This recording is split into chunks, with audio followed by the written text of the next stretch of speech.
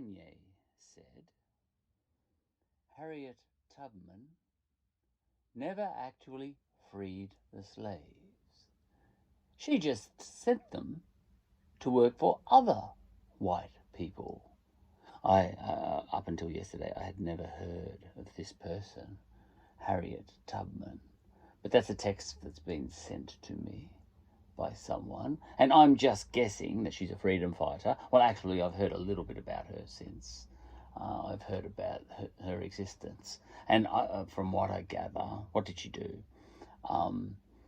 Did she rescue some people from slavery? And did she then pass them on to other white people so that they could become indentured labourers instead? Out of the frying pan into the fire to a certain extent. Okay, so they got their identity back, but they might have ended up in a more crap situation. Yeah, on one level, more enslaved. You know, they got their identity back, so they're not owned by anyone, and that's good. Tick for that one.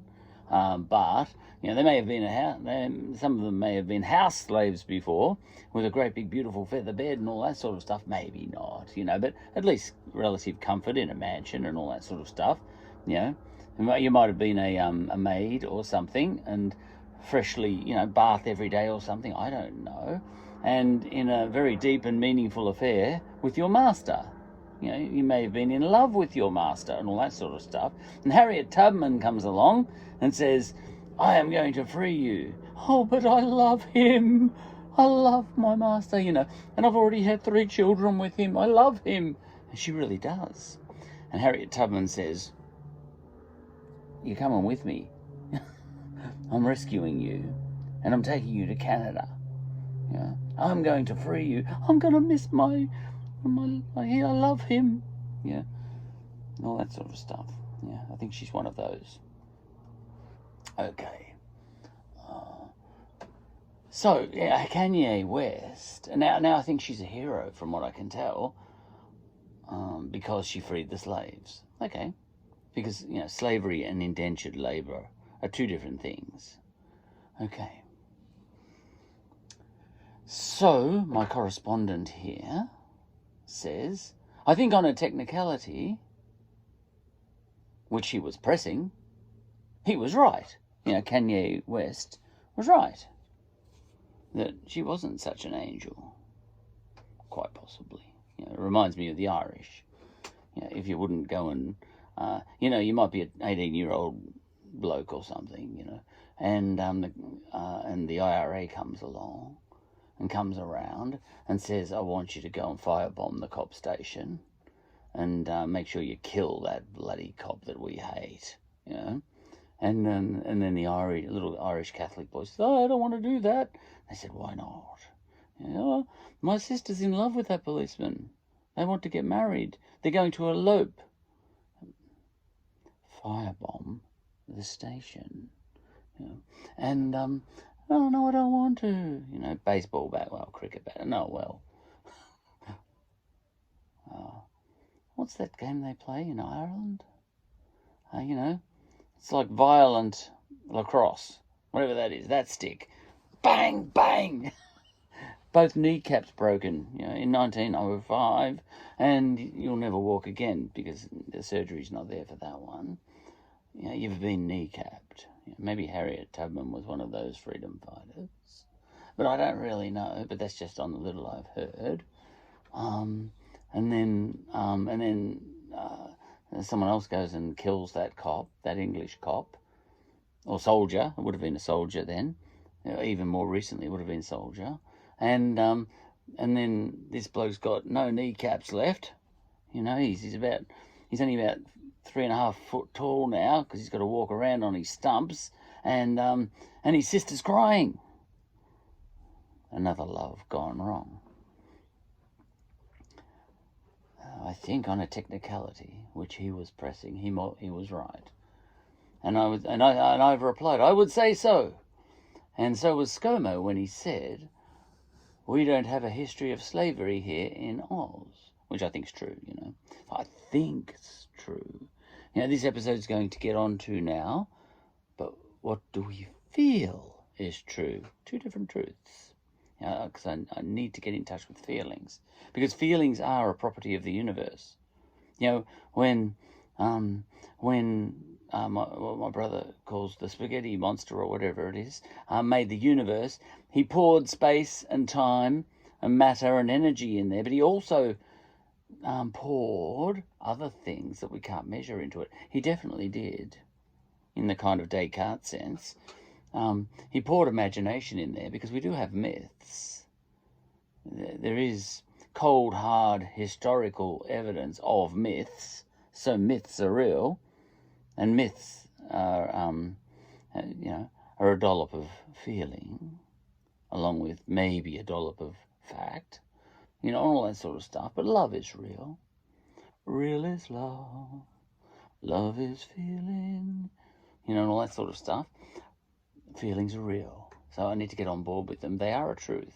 There is truth to them. They were poured into the universe, and I have to think about that. So I've said here, and my correspondent here has said, that even though it's an uncomfortable thing to say out loud in public at the moment, Black Lives Matter and everything, especially if you're a black man, like Kanye West is, even though it's an uncomfortable thing, it's true. And yet, if people feel that she was wonderful, Harriet Tubman, that's real too. And it's a truth. It's a feeling truth. Whereas Kanye is probably talking about a more scientific truth. That she did put the gun to people's heads and say, you will be freed, or I will shoot you. You agree to be freed, or you die. All right, that sort of thing. And then I've said, and so was ScoMo correct when he said we don't have a history of slavery here in Oz. But then, here comes my education. But increasingly, I'm starting to think I should value what people feel is correct more than what is correct. Now, that doesn't make sense, really, but I know what I'm talking about. Not more than. We need both. Okay. And then I've written, that blackbirding, what I'm talking about is the Pacific Island blackbirding thing that happened up in Queensland in the late 1800s through to the early 1900s. That blackbirding sure did feel like slavery, even though it wasn't. So it's wrong to mention that it wasn't slavery. Unless, of course, you're in history class at school, in which case it wasn't slavery, obviously. And then my correspondent has said, agreed. And then I've sort of pushed the point. In the history class, you would have to say it wasn't slavery and articulate why. Well, if you, unless you're going to change the definition in the dictionary of the word slavery, right? Because, if you were a Pacific Islander in Queensland, the boss didn't own your identity. In the same way that if if you were on a sugar plantation in Queensland, you could still be a proud Vanuatu guy or whatever, with your own identity. And if you had a child, that child was still yours. So the master didn't own your soul. Whereas you can be still brutalized and wish you were a house slave over in America. You can still be brutalized and with no hope of getting back to Vanuatu and all that sort of stuff. So you're actually in a worse situation than a house slave over in America, and you might sit there thinking, I wish I was a house slave over in America, because even though my soul would be owned then, and if I had a child, the child could be just sold off and would carry my master's name and not mine and all that sort of stuff. See, that's the downside to slavery compared to indentured labour, because you've got a master instead of a boss. With indentured labour, you've got a boss. But you could still be wishing, I wish I was a house slave in America. That'd be better than this on the sugar plantations all day long. I'd rather be on the cotton fields in the south of America, the south of the north of America. Yeah, and that would be the subject matter of your essay. In there, in your history essay, you would have to say why it wasn't slavery in Australia and articulate why. The sane world, I've then added, just for fun, probably only truly ends if your history teacher fails you for that essay. At that point, the world must laugh inwardly and then revert to making smart-ass YouTube clips and have a ball doing that. It's the Galileo method. You go to a party and your family, and I'm not talking about my family, for example, are all saying, listen, sweetheart, we had slavery in Australia, and that is a fact. Now, what I'm going to get at in this episode is that it is a fact that we had slavery in Australia, if you feel that we did. Okay. But it's a different type of fact. It's a different type of truth. Okay, so we did have slavery in Australia as a feeling truth, but we didn't have slavery as an intellectual truth. Okay, and I'm making a distinction there, which I don't normally do. I say there's only one type of fact, an intellectual fact. Okay. But now I'm broadening my horizons here, and I'm saying there are other types of truth and other types of fact. And not only that, legitimate types of truth and legitimate types of fact. Like, if you feel that you as a white man are superior than to black men, then that is a truth, because you feel it, arguably. See, these feeling truths can be very dangerous too. I think, that's what happened with Europeans. They got a technological and scientific jump on the rest of the world and started to feel or assume that, even using their intellects, that this meant that they were superior. And it was a tricky one, that one, because all the evidence pointed to that at the time, because they didn't have DNA back then. And, so I suppose, that was a double truth, really, that they were superior. And that, and they felt that they were superior, and the evidence suggested they were superior, and there was no evidence to suggest otherwise, and blah, blah, blah. But the feeling side of things can get out of hand. There's another type of truth, the truth you want to believe. We all know that one. I won't even bother talking about that one here. But that's actually a very legitimate truth.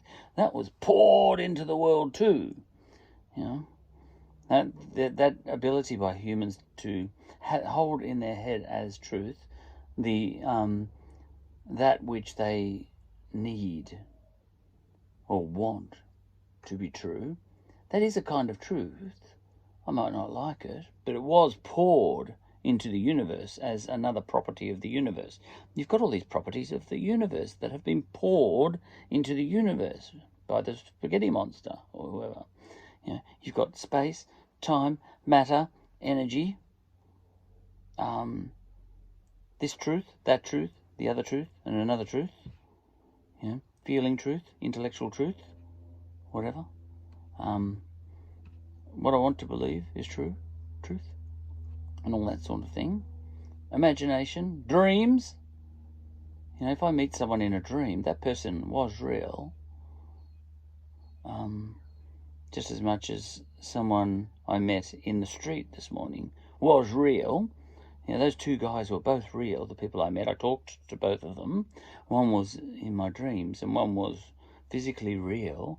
But dreams were poured into the universe. And why do we rate a physical person higher in the reality stakes than a dream person? They've both been poured into the universe. All arguably an illusion and all that sort of stuff. But, if something's poured into the universe, it's real. There's just different types of real. You know, that whole thing. Okay. For example, oh yeah, what did I say there? Just a second. I love what I say. It's the Galileo method. You go to a party and your family, for example, are all saying, listen, sweetheart, we had, imagine it's a bit of a leftist family, all right.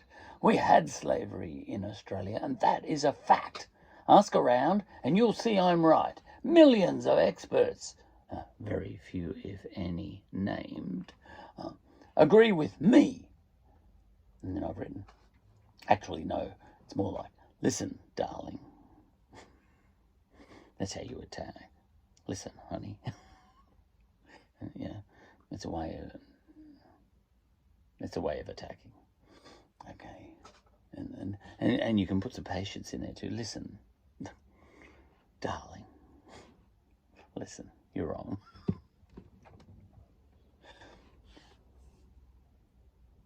All right. And to that, if you're at that party with your family, your job is to agree.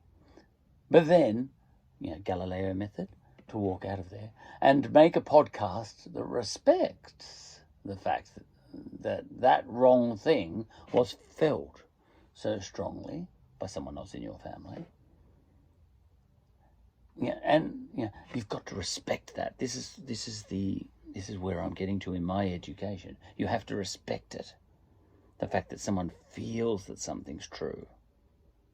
Because there's a truth in that as well. That can be used for great good and great evil. That other truth, that feeling truth. You could have a mass murderer as a grandfather and just hide it from your kids. And not even be able to admit it to yourself. And not you can't handle it, you don't want it, so you feel that he was a good man as well, Not just growing old. That's a song by Angelina Jolie's uncle, actually. Yeah. He's a good man as well, I saw him once in New York. Actually, New York many times. I forget his name. Angelina Jolie's uncle. All the names he mentioned in that song might be a racist song, because all the names were clearly white blokes. They're good man. They could have been good old boys. Okay. And after you leave your family, and then you make a podcast that respects the fact that that wrong thing was felt so strongly, and also that blackbirding was actually worse than slavery in many individual cases, and then make it clear that nevertheless it wasn't slavery, and my auntie was wrong on one level, but she was right on another level. All right, because maybe truth is a democracy, and if enough people believe it to be true, then it's true. Like if bubonic plague was sent by God in the medieval ages, we know now intellectually that it wasn't. What if you feel that it was sent by God? Well, you can make that work. All right. It's a fact that God sent coronavirus on this occasion. Ask around. What did I say? Ask around and you'll see I'm right. Millions of experts, very few, if any, named, agree with me. The current coronavirus was sent by God as part of his wrath, because we have turned away from his way. All right. Anyway, so I suggest do that, make a podcast, but not in such a way as you're pouring scorn on the person who felt it to be true. Yes, because that's valid, the feeling that it's true. Because what I'm getting at there, because if they felt it was true, then it was on one level. The intellectual level is not the only level where truth lies. I'm starting to evolve to think, and I mean that. I discussed this in my Adam Goodes episode. Adam Goodes said on the BBC that Terra Nullius was a declaration that indigenous people were flora and fauna. And yet that clearly was not the case. Because in the early colony, killing an Aborigine was murder and you could hang for it. And it wasn't the case anyway. They weren't declared flora and fauna. There was a famous poster by Governor Macquarie, and the poster said, this was justice in the early colony. What, did you want it to be like 21st century justice? I don't think so. And there was it was done in pictures for anyone who was too stupid to read the words. Irish people, for example. But there was a picture of a colonist shooting an Indigenous person, and then the colonist getting hung. And then there was a picture under that, on the same poster, of an Indigenous person spearing a colonist, right? And then the Indigenous person getting hung for that. So that seems to be justice, but it's a white man's law, so it's maybe not justice. But you get what I'm saying. Even though there's holes in that approach by Governor Macquarie imposing his law on Indigenous people, even though there's holes in that, ethically or whatever, it's still the case that Governor Macquarie considered Indigenous people humans on that level. And I think Captain Cook did, and all sorts of people. I think everyone knew they were humans. There would have been a few people who didn't, who thought they were savages. But then again, would you have known that Indigenous people were the same species as you had you landed here in 1788? And if so, how would you have known that? Because we didn't have DNA yet. Like, we know that now, but how would you have known that they were the same species as us? I am curious to know how you would know that back then. And if you wouldn't have known that, and you would have perhaps guessed that they were a different species, quite likely, that would be more rational, I think. Indigenous people certainly thought white people might have been a different species than themselves. They thought they were ghosts sometimes. It's quite rational, It would have been irrational to automatically assume that they were humans in the same way that we were humans, I think. I think we didn't have DNA, It's all very well for you to be smarter than Captain Cook, because if you were back in Captain Cook's time, you would have been a lot dumber than him. And if he was in your time, he would have been a lot smarter than you. And I'm talking to you, Charlie. Right, I'm Charlie. Okay, because back in the early colony, killing an Aborigine was murder and you could hang for it. Whereas people smiled if you picked a flower. See, that means you're not flora. And they laughed happily when you shot a roo. That's fauna ticked off. So Indigenous people weren't flora and fauna. And there's a whole lot of other reasons why it was pretty clear that Europeans considered Indigenous people humans and not flora and fauna. See, technically, Adam Goodes is wrong there. By and large, there would have been a few people, of course, but Goodsey was just saying it as a blanket statement. We were considered by Australia, and what went before it, as flora and fauna, but there was never any such declaration, and I don't think that was in the heads of the founding bastards. All right. Okay. However, I said, and here's my education, I got what Goodes was getting at.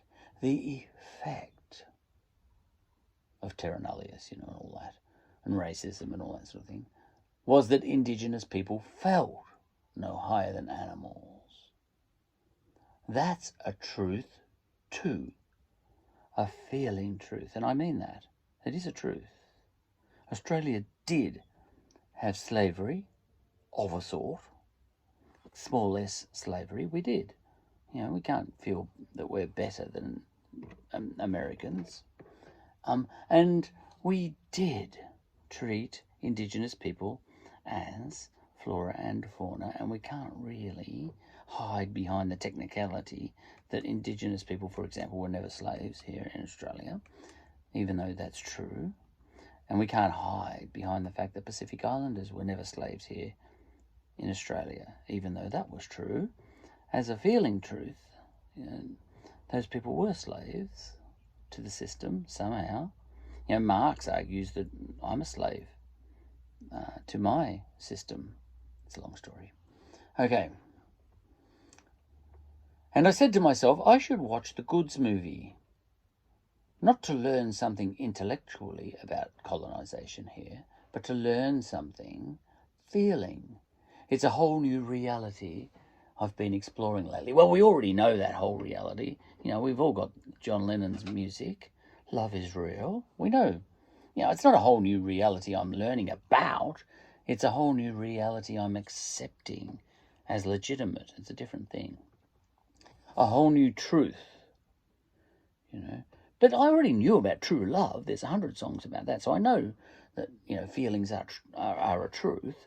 But it's me actually accepting that as a legitimate truth, right up there alongside intellectual truth.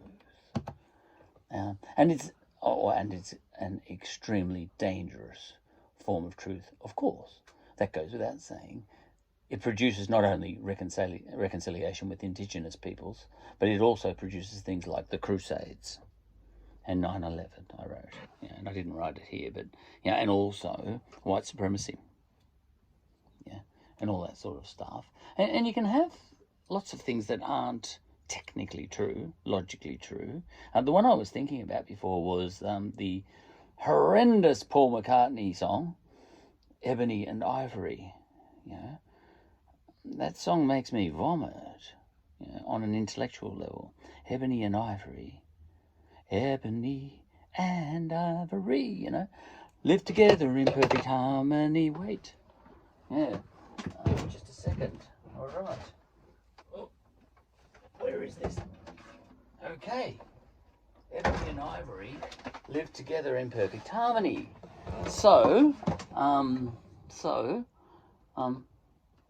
here's a black key and a white key. That's beautiful. What is that? Yeah, that's an E flat against an E. So technically, Paul McCartney is wrong there when he's singing along with Ebony and Ivory with Stevie Wonder. Ebony and Ivory live together in perfect harmony, because sometimes they don't, because, like I did. You know, but sometimes they do. You know, even if you fluff the chord. I did there. So sometimes it does and sometimes it doesn't. So Ebony and Ivory live together in perfect harmony on the keyboard. Sometimes, and sometimes they don't, just like humans. So it's a terrible song.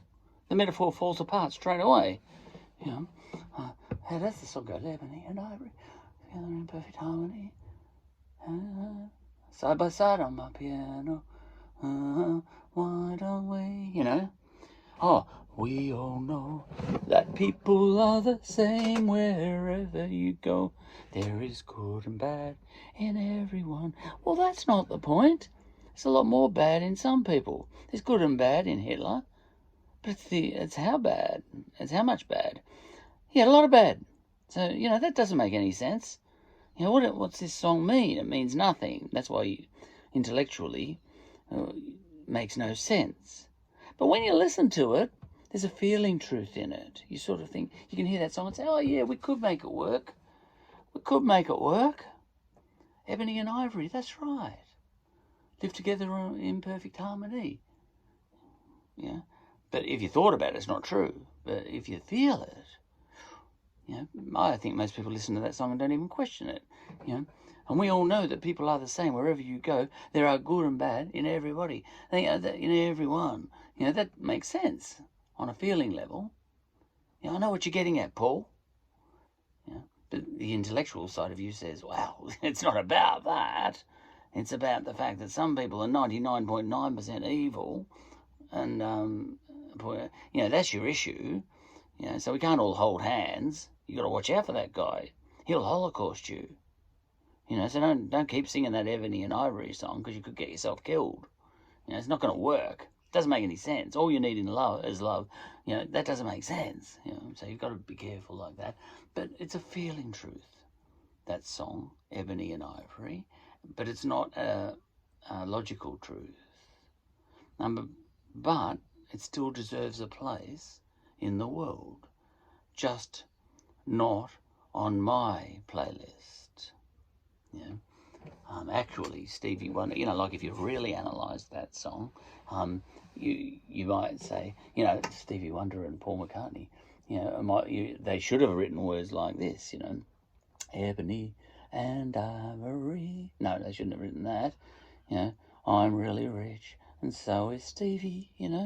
We live together in perfect harmony, and our garden is arranged in perfect harmony. Mine is, and so is his. So if we all want to be happy like Stevie and me, then we should all be rich. So why don't you get yourself a mansion, Ebony? No, yeah, be Ebony, be rich Ebony like Stevie, and be rich white bloke like me, and then we could all be very happy. So Stevie and me, we're very happy because we've both got a mansion. So why don't you get one too? They should have written a song like that. That would have been good.